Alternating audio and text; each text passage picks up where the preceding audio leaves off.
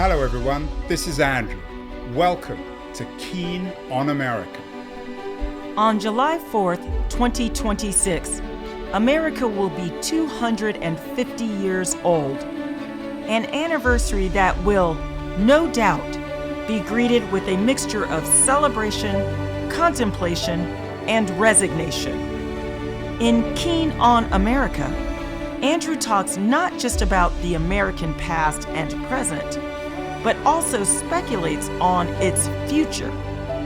What, Andrew asks, will be the 21st century fate of this now venerable American republic? Hello everybody, it is Saturday, May the 17th. Time for another week review of technology with my friend Keith Tier of That Was the Week newsletter. Last week, Keith's newsletter was about who is cheating who in American universities. And this week we're continuing on an academic theme. He asks in the newsletter, what is truth? Keith, have you become a bit of a professor these days? You have an academic background. I do. So what exactly is truth, at least according to you in this week's newsletter? Well, so it was prompted by the intense warfare, a war of words between various advocates of points of view on the issues contained in this week's newsletter, whether it's AI or China or what's going on in venture capital. There's these very loud and sometimes quite personal wars of words that characterize the other side as lying, which of course we're super familiar with over the last few years with things like fake news. So I decided it was time for an abstraction that discusses what truth actually is and whether it is meaningful. Or what it isn't, perhaps.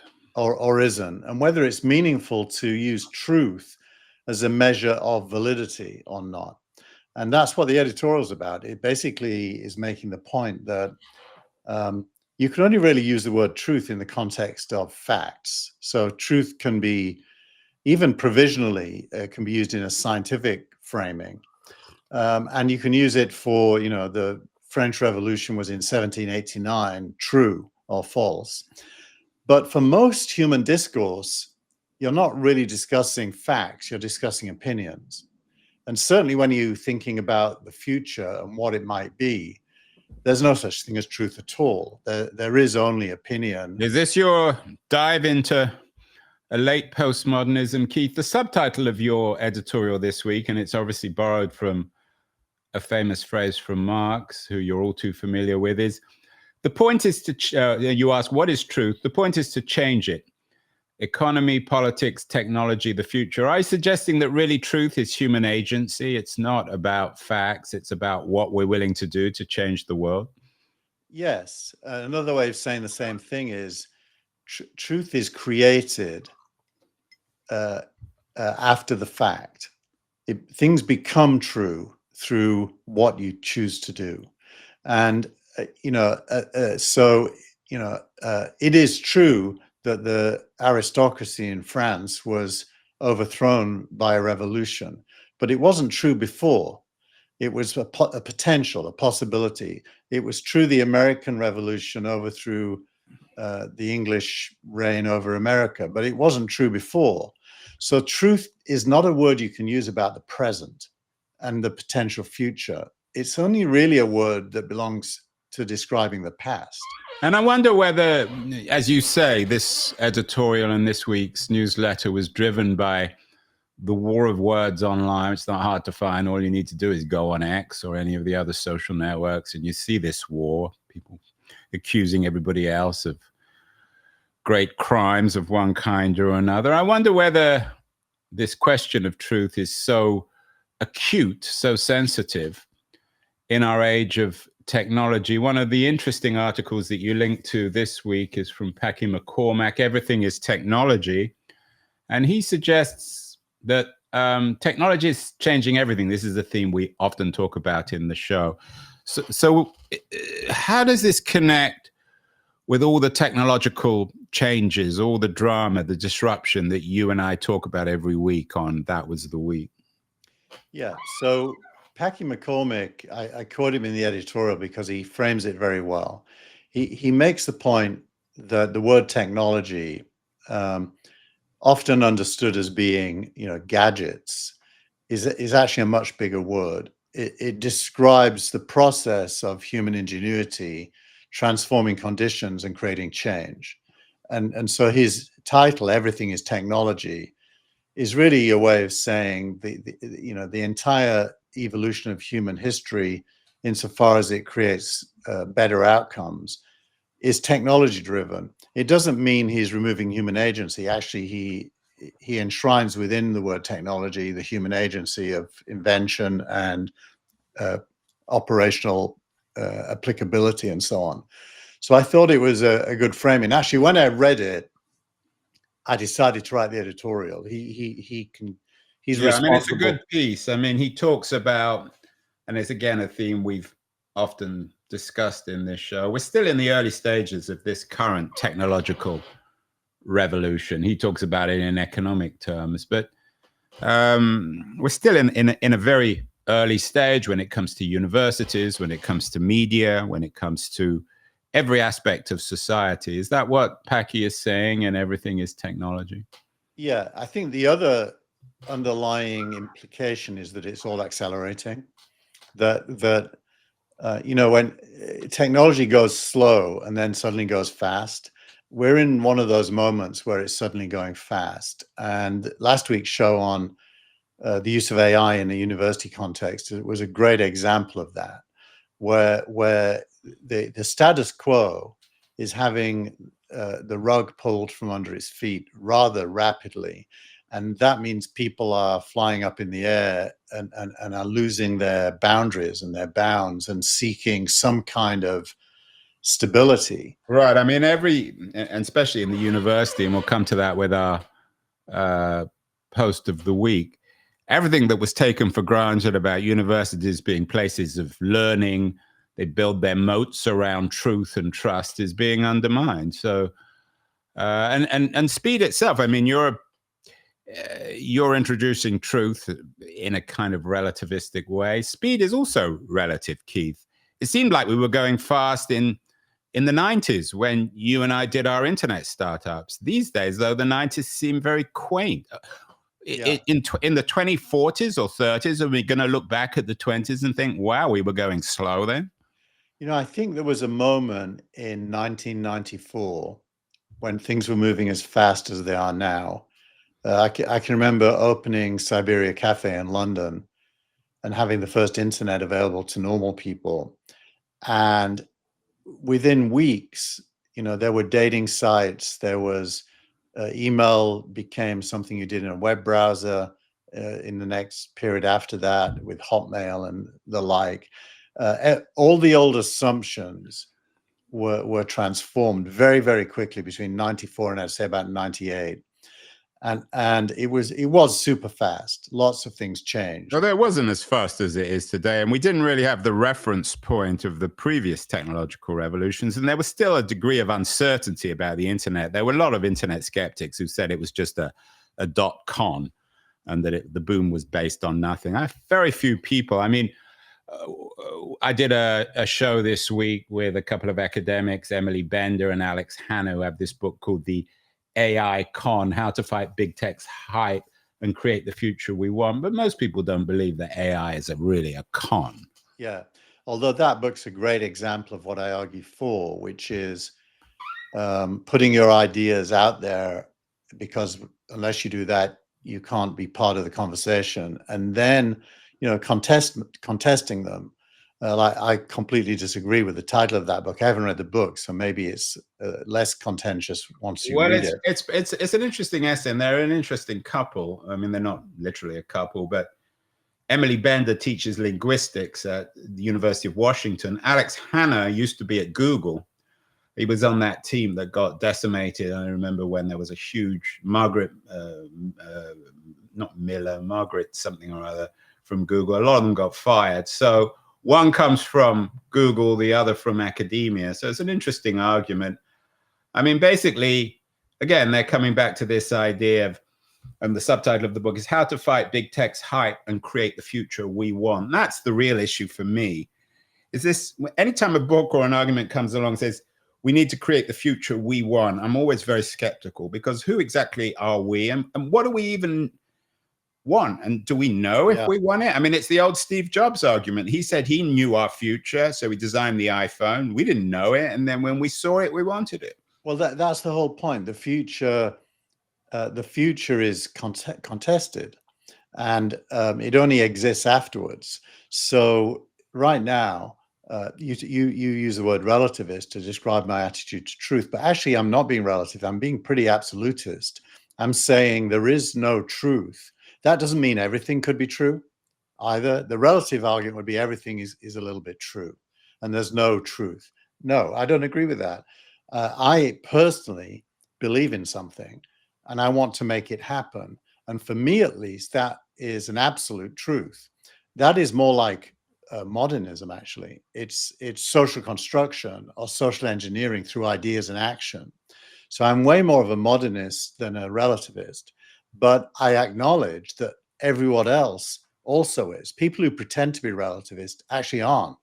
They are also absolutist in their belief that, you know, everything is a little bit true. So the idea that there are relativists is a cheat. It's a cheat because the relativists believe in nothing. You're introducing the C word, cheat. The cheat, Keith. We had that last week, and cheating, of course, suggests breaking the rules. Another piece that I thought was good this week is from another old friend of yours, Thomas Tongus, who you often include, a venture capitalist.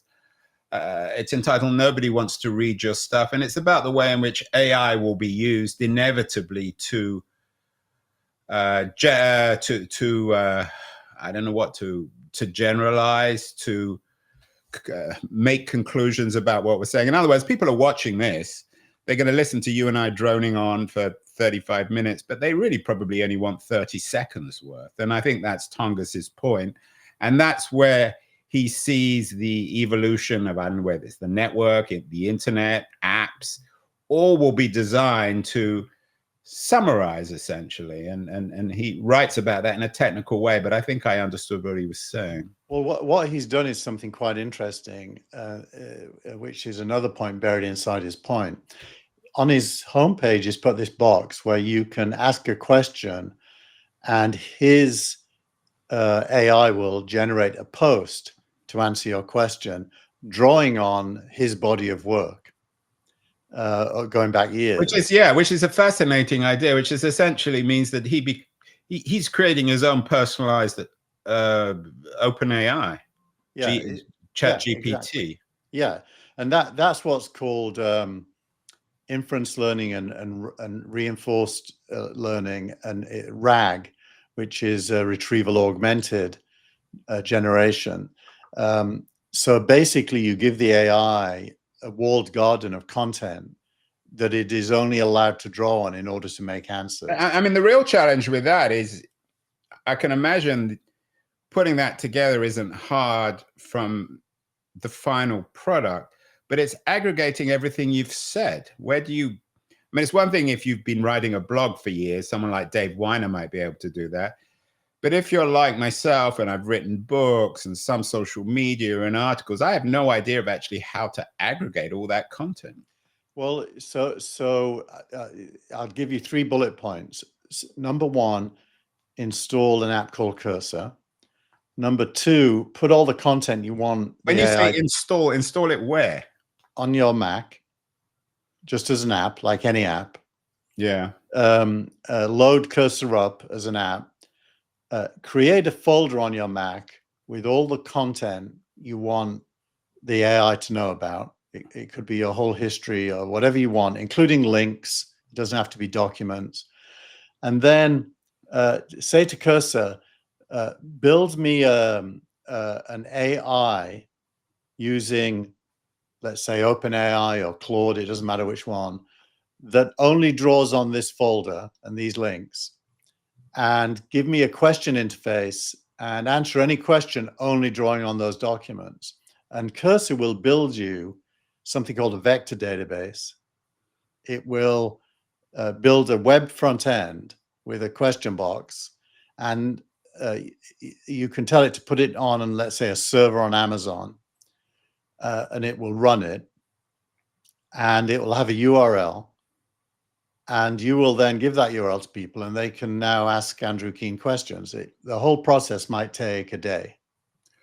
A day of your time. I'm sure it would take longer my time. And this kind of contradicts Keith. I had a guy on my show, Paul Voss, who was one of the people who came up with the term AGI, artificial general intelligence, about 20 years ago. He believes that generative AI, LLMs, are ultimately flawed because they're not able to remember. Does that resonate with you? I mean, you're talking about the Cursor app as setting up as a way of remembering everything we write or say, but he says that within LLMs, there's no memory. Well, look, I think there is a good argument that LLMs are a dead end, but his reason is wrong, just factually wrong. So there is a truth in this context. It's entirely possible to give an LLM a memory. All you have to do is save every conversation to, what I called it a folder, but basically into a vector database. But it requires that piece of action. Yeah, but you can code that as an automatic. You don't have to do anything new. You just build in memory. And OpenAI just launched that. OpenAI now remembers everything it knows about you, including every conversation it's ever had with you. And this week, Sam Altman was interviewed by, I can't remember who it was by, but he made the point that his ideal future is one where everyone has a personalized OpenAI that truly knows everything about you that you want it to know. It's up to you how much, and can serve as, an expert on you, if you will. So I think he's wrong on the memory thing. The reason why it might people should watch the Voss interview. We made it our interview of the week that was the week. Yeah. But it's interesting. And of course, Sam Altman himself is a controversial figure. Certainly, there are lots of changes this week. There was an interesting piece you linked to from Ali Partovi, a political activist, on his plans to reimagine democracy. It's not just reimagining the university, reimagining corporations, but democracy itself. He has this new plan called Sway, this new project, turning social support into electoral influence. Why did you include the Partovi piece? And is Sway, I mean, we always hear about these projects of reinventing democracy and nothing ever happens.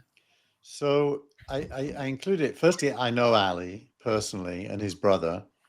They were the founders of Linkshare back in the 90s, which was one of the first companies to understand the value of a link on the internet.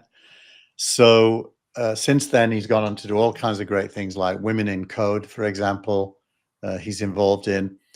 Him and his brother are both Persian, and that gives them an insight into how important democracy is. And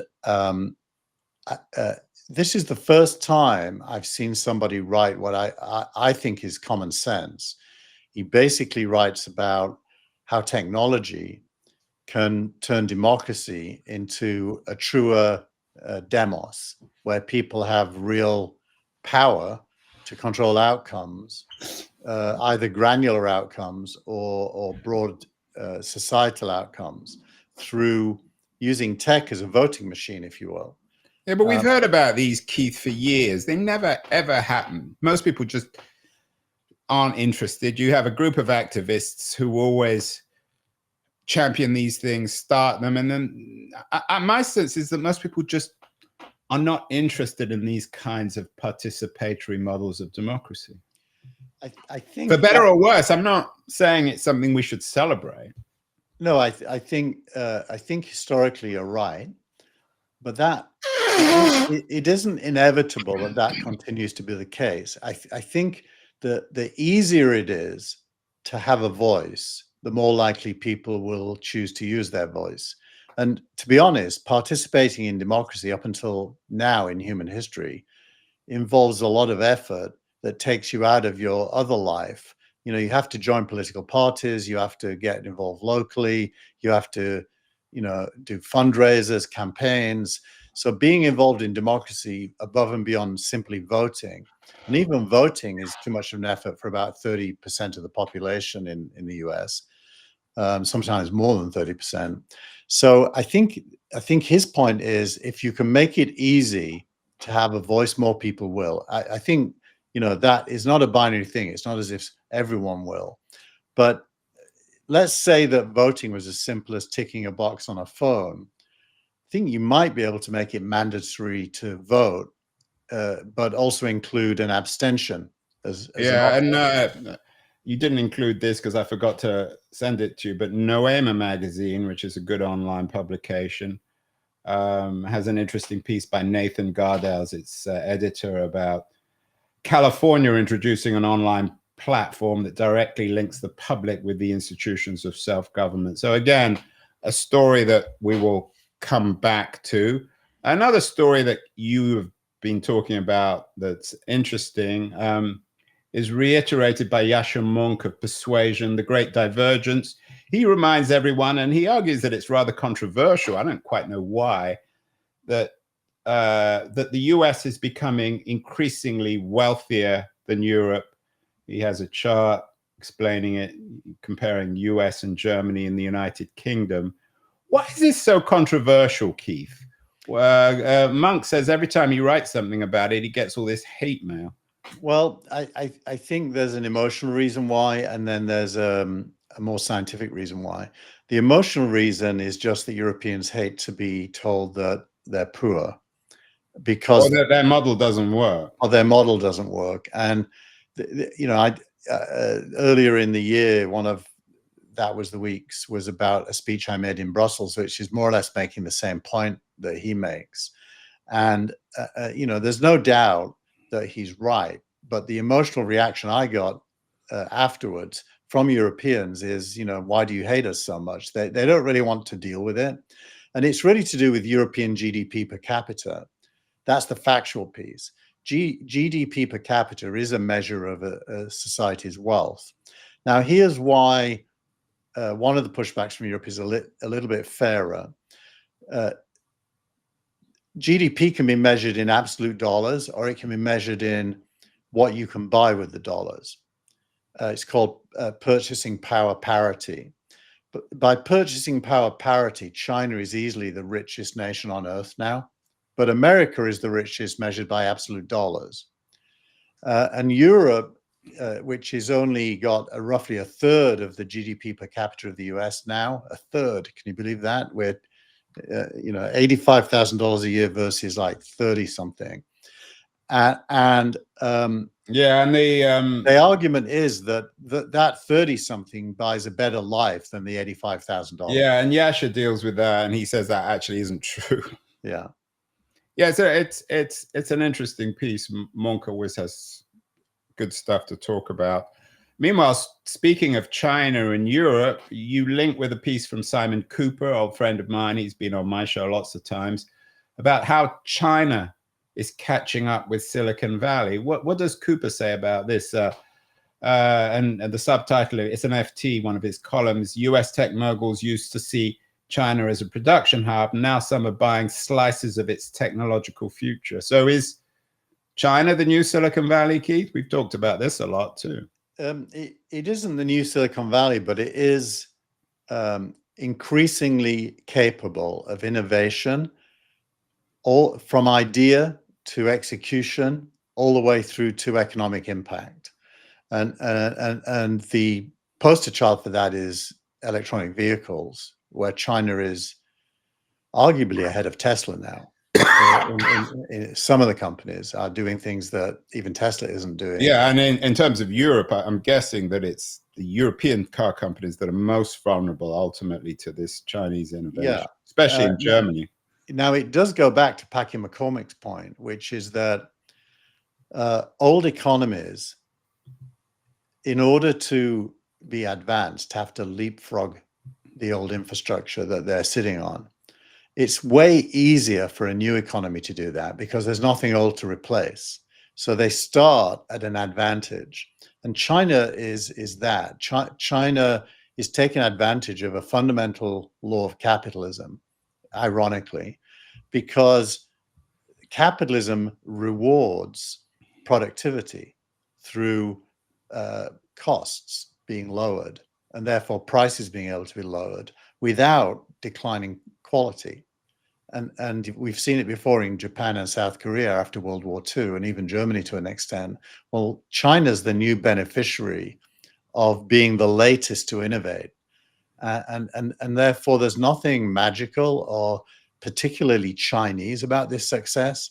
It is built into capitalism itself that the latest to innovate will outcompete people who innovated earlier. So some things, though, aren't changing. Another piece that you linked to, which I was amazed with actually, is by John Herman on Intelligencer, that Netflix is going all in on ads. I'm not a big personal fan of Netflix. I don't like using the product, but I've always thought that the company itself is a kind of canary in the coal mine. Is Netflix returning to ads in terms of its business model, which seems to be a return to Web 2.0? Yes and no. Netflix's core business is still a subscription business with no ads. And most of its growth is accounted for by geographical expansion of that model. However, there's a whole lot of people that don't want to pay the ever-increasing monthly fee to Netflix. It keeps going up. Twice a year, they put the price up. So what's happening is they're bifurcating their audience into two groups. People who can afford the subscription for no ads, and then everyone else. They lock down their password system so that you can't piggyback on someone else's password anymore. Yeah, which is what all our kids do all the time, of course. Right. And then they opened up an advertising layer, which is much cheaper. And it's grown to nearly 100 million people now. And so they're very cleverly, and by the way, they're now starting to introduce live TV into that, starting with awards shows, but they've also done some sport. So I think Netflix's roadmap involves live, advertising supported, and subscription. Rather like YouTube in a way. So I'm Yeah. guessing that Netflix and YouTube are increasingly directly competing. Yeah. Google this week, in an interview, Sundar said his biggest regret in his period there is not buying Netflix when he had the chance. Because Netflix is... Wow, he had the... You didn't link that article. What did he say? When did he have the chance of buying Netflix? It'll be in next week's, because I only saw it yesterday and I'd already done the newsletter. But he was interviewed by Freiberg from the All In podcast. And that was part of the interview. But the regulators, though, would have a field day if Google owned both Netflix and YouTube. Then we would expect even more of a breakup. So that's an interesting. I didn't realize that. Honestly, I'm shocked. I'm shocked that the people who could buy Netflix would have been Apple and Google and maybe Amazon. I'm pretty shocked that one of them didn't. If they were prepared to sell. What years are we talking about? I mean, recently? I actually don't know, because I only saw the headline. Okay, well, we'll come to that next week or in a couple of weeks. Meanwhile, some companies are refining their product. Airbnb's new app. I've always been impressed with Airbnb in terms of the customer experience. They do a great job. Is this new app on Airbnb, is it a revolution, Keith, or just a little bit of an improvement? So Thompson in Stratechery writes about it, and it's interesting. It's been quite controversial, this product launch. What they actually did is they've increased from just Airbnb bookings. They've added services and then experiences. They've always had experiences, but now they've upgraded it. Right, so you can get massages when you go and stay in an Airbnb. Yeah. but also you like multi-day experiences, like going in the desert or whatever. And they're curating the experiences, and they're even paying to create some experiences that they manage and own. So they're upgrading the whole "what can you do when you're there" part. Services is the low-level thing where third parties are available to you, and experiences is where they're curating them. And it's pretty well done, I would say. But the controversy has been a lot of people pushing back, saying they're going to kill their core business by adding these other two elements. And it's become quite a debate. Stratechery calls it founder mode. So a kind of cannibalism. But why would it undermine their core business? I don't get it. I don't think it would. But this is a good example of contested futures, and there not being a truth, because there are many opinions, and quite loudly expressed and strongly held. Well, I think what we can say for sure is that companies like Netflix and Airbnb, which aren't really big tech, are the next layer down. For them to survive, they have to continually reinvent themselves. They can't just stand still. I think that's true of every tech business, actually. I look at Microsoft and Google right now. They're all in a process of rebirth to one degree or another. It's the old Bob Dylan song, if you don't rebirth yourself, you die. Finally, we have a network moment from the movie on your post of the week. An academic, unnamed, I'm sure we could find their name if we looked hard enough, who quit online in real time because of AI. Tell us about this, Keith. Well, this is a bit of a throwback to last week's newsletter. Now, universities and their crisis, who's cheating who. So yeah, so this is an academic who realized that everyone was cheating, essentially, right?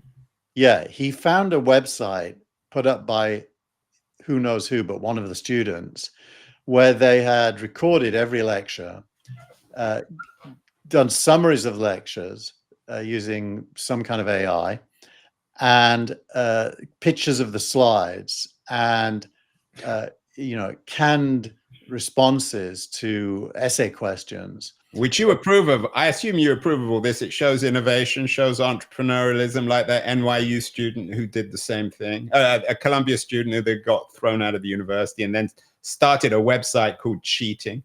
Yeah. So basically, this professor shows that he's discovered this site in front of the class and starts. Yeah, and he said, and I'm quoting apparently from your post of the week from somebody called Stu, "Fuck this class, fuck the entire university, fuck the job." It sounds like he literally resigned his job in front of the class. It's that movie. It's the network movie, whereas the TV presenter quit while he was on television. This is happening on, I guess it's YouTube, is it, Keith? Or this is on X. On X, Instagram, all these places. So, but now there is two things to say about this. The first is a lot of the people in the responses think it's made up, and I haven't not yet. True, in other words, it may not be true, and although it speaks to a truth, which so it's a metaphorical truth, even if it isn't actually true. Yeah. It does speak to the challenges of trying to represent old-fashioned truth in an AI age. And then the second thing is the motivation. It reminded me that when I was at Kent University in Canterbury in 1974. Oh my God, Keith, you're giving away your age now. We had a thing called counterculture, and counterculture was founded on the belief that the university was teaching us capitalist propaganda, and so we created a separate itinerary with separate professors and speakers in all of the social science subjects, and encourage students to attend the counter lectures, not the official lectures. We did an essay bank, allowing students to take essays out of the bank with A's to hand into the official course. So we were politically motivated. These students are self-interested. Their motivation is it got you fired, didn't it? Or it got you suspended from the university? It culminated in an exam boycott, which got me expelled for a year. Luckily, I got back in, and they eventually gave me a a doctorate. So I must have done something good as well. Maybe they gave you one for free. You didn't have to pay for it. But the point is, students, doing end arounds official curriculums is nothing new. Well, students, everyone talks about porn being the canary in the coal mine when it comes to tech, but I'm guessing really students are the canary in the coal mine. These are this next generation of people. They're growing up with AI. They know that they can get, quote unquote, the truth or the answers from other sources apart from the professor. So, and we talked about this last week. Meanwhile, parents are being asked to pay between 80 and 100,000 for this quote unquote privilege. So something's going to break, Keith, which is the theme of our show. And we won't be around next week because you and I will both be in Bilbao to see something broken, or two broken teams. Exactly. Someone's got to win. We will see Tottenham United at Bilbao. Keith and I will be there in separate sections of the ground. Good luck, Keith, and we will talk in a couple of weeks. We will. Bye, everyone.